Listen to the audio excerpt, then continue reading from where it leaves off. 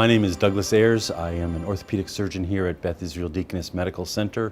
My entire focus is on hip and knee replacements, both primary and revision. We do this for partial and total replacements, minimally invasive, and I've done over 7,000 total joint replacements in my career, and this is exactly what I do day in, day out.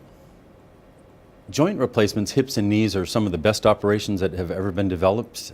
They enable us to take patients who otherwise would be very healthy and active and return them to high levels of function in relatively short order by replacing the joints. So it's very fulfilling. It's gratifying to see patients who've been held out of their game come back and return to a very good quality of life that's comfortable, and most of the time the joints that we provide them will last a lifetime.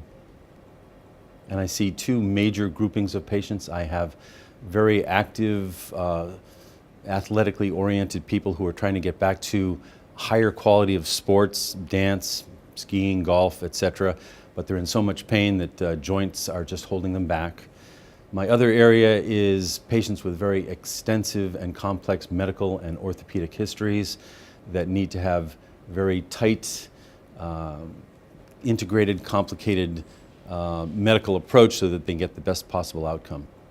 I spend a lot of time with the patient, getting to know them, doing strong histories and physicals, reviewing their x-rays, finding out what's been done and what hasn't been done. Surgery isn't always the answer. Plenty of times we encourage people to hold off. We have other interventions, therapy, weight loss, conditioning, bracing, things of that nature, injections, medications.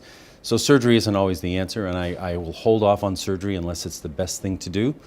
But I would say that is the basis, is to provide excellent customized care for every patient so they can do just as well as possible.